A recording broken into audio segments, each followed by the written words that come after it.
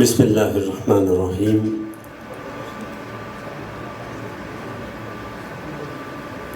লা ইকরাহা ফিদ্দীন, লাকুম দীনুকুম ওয়ালিয়া দীন। ক্বালা হাযা ফারীকু বাইনি ওয়া বাইনিক। ধর্মের মধ্যে দ্বীনের উপরে কোনো বল প্রয়োগ নাই। যার যার ধর্ম সেই করবে। তোমাদের ধর্ম তোমরা পালন করো, আমাদের ধর্ম আমরা পালন করব। এবং এখানেই আমার আর আপনার মধ্যে পার্থক্য। আপনার রাস্তায় আপনি, আমার রাস্তায় আমি। এখন আজকের যে বিষয়টি খুবই সুন্দর, ইসলামের অভেদ ভাব। ইসলামের অভেদ ভাবটি কিভাবে আসবে, কিভাবে হবে? আমি ছোট মানুষ, খুবই নগণ্য মানুষ। আমার ইতিপূর্বে অনেক জ্ঞানী গুণী মানুষ এখানে কথা বলেছেন এবং আমার পরেও বলবেন। আমি এখানে একটু বলতে চাই যে ইসলামে অভেদ ভাব, ইসলামের মধ্যে ভেদ কেন হইল? ভেদ হওয়া, আমি যদি রোগকে নির্ণয় করতে পারি তাহলে আমি ওইটার চিকিৎসাও পাব। ইসলামের ভেদ হওয়ার কারণটা কি? এত মতভেদ, এত পার্থক্য কেন হইল? ইসলামের দুইটা দিক, একটা বাহিরের, একটা ভেতরের। তো একটা বাহিরের দিক আর একটা ভেতরের দিক। ইসলামের মধ্যে 99% যে মতভেদগুলো, অমিলগুলো, মুসলমানদের মধ্যে পার্থক্যগুলো, সেগুলো কিন্তু আনুষ্ঠানিকতাকে নিয়ে, ইসলামের বাহিরের দিকটাকে নিয়ে। ইসলামের বাহিরের দিক এবং ভিতরের দিক, একটা হলো আনুষ্ঠানিকতা, একটা হলো মূল, একটা রূপক আর একটা হচ্ছে আসল। এখন এই সমাজে, মুসলিম সমাজে, মুসলিম উম্মার ভিতরে, 73 ফেরকার ভিতরে এবং এই সারা বিশ্বের মধ্যেই আপনি যদি খেয়াল করেন, মুসলমান দেশগুলোর ভিতরে সমস্ত এই মতভেদগুলো তৈরি হচ্ছে আনুষ্ঠানিকতাকে নিয়ে, বাহিরের দিকটা নিয়ে। মানে একদম 98%।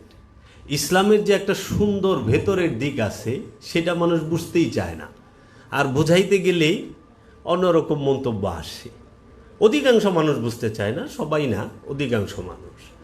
এখন ইসলামের ভেতরের দিক, বাহিরের দিক, যদি অনেকে আছে যে ভেতরের দিক আর বাহিরের দিক কী, তো যেরকম আমি যদি আপনাকে বোঝার জন্য একটু বলতে চাই, যে যায় দেখেন ইসলামে মধ্যে কুরআনুল মাজিদে শয়তানের কথা 65 বার বলা হয়েছে কোরআনে। এই 65 বার যে শয়তানের কথাটা বলা হয়েছে, সেই শয়তানটা অবস্থান করে কোথায়? এটা কি ভেতরের দিকে করে না বাহিরে করে? এটা কি কোনো রাষ্ট্রের মধ্যে করে, কোনো শহরে করে, কোনো সমাজে করে, নাকি মানুষের হৃদয়ে অবস্থান করে? কোথায় করে? তো এখন এই শয়তানের দুইটা দিক আছে। একটি শয়তান পাথর, রড, সিমেন্ট, বালি দিয়া পৃথিবীর একটা দেশ, একটা নগরী, সারা পৃথিবীতে সৌদি আরবের মক্কা নগরীতে এই শয়তানটা অবস্থান করতেছে। সৌদি আরবে বাহিরের শয়তান। এই বাহিরের শয়তানকে ঢিলানোর জন্য সারা পৃথিবীর সব দেশের মুসলমানরাই মোটামুটি বাহিরের ঢিলা নিয়ে যায়। জোশের ঠেলা অনেকে জুতাও ফেঁকা মারে, আবার কিছু মানুষ আছে পায়ের তলে পড়েও মরে যায় পাড়া খায়া।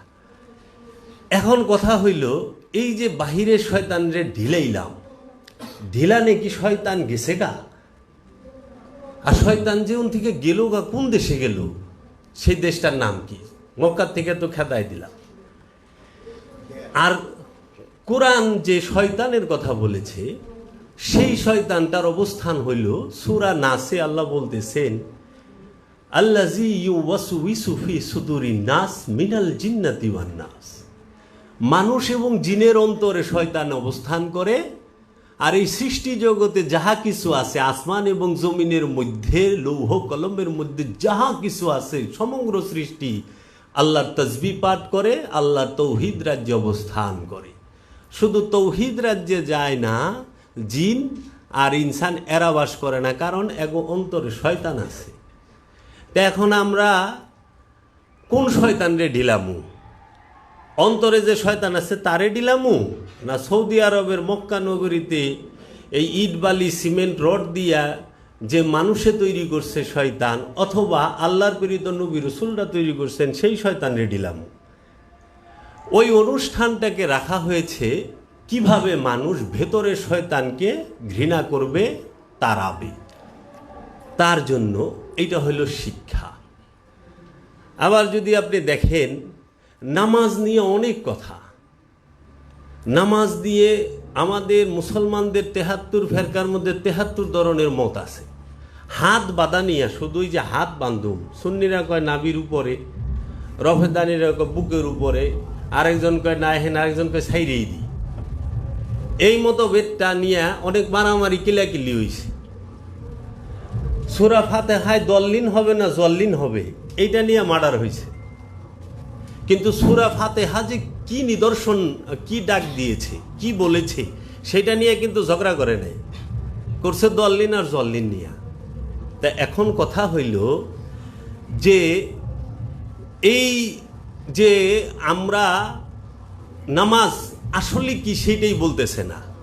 5 ওয়াক্ত পড়তে হবে, ওয়াক্তিটা বলতেছে, কিন্তু নামাজটা কি, নামাজের মূল উদ্দেশ্যটা কি সেটা বলতেছে না। সলাৎ মানেই হচ্ছে উম্মা, মানে ব্যক্তি, আমানু যিনি, উম্মত যিনি, তিনি রসুলের সাথে কানেক্ট হয়ে যাবে, যুক্ত হয়ে যাবে, রবের সাথে যুক্ত হয়ে যাবে। রসুলের সাথে এবং রবের সাথে যুক্ত হওয়ার একমাত্র মাধ্যমই হইল সলাৎ। কি সেই সলাৎটা কি ওয়াক্তি আনুষ্ঠানিক না দায়েমি? তো সলাতেরও দুইটা দিক আছে। একটা আনুষ্ঠানিক সালাত, যেটাকে বলা হয় 5 ওয়াক্ত নামাজ, পাঞ্জেগানা নামাজ। আরেকটা হইল দায়েমি সালাত, যেটাকে বলা হয় হৃদয়ের, কলবের, আমার নফস এবং কলব যে সব সময় রসুলের সাথে এবং রবের সাথে যুক্ত থাকার প্রচেষ্টায় লিপ্ত থাকে, হর হামেশা সর্বক্ষণ, সেইটাকে। তা এখন সমাজে আপনার ভেতর, মানুষের মনের মধ্যে যে শয়তান থাকে, এটা স্বীকার করতে চায় না, তার জন্য অভেদ। সমাজের মধ্যে একতেলাফ তৈরি করছে। আবার এই ওয়াক্তিকে স্বীকার করলাম, দাইমিকে অস্বীকার করলাম, এর জন্য মুসলমান ভেদ হয়ে গেল।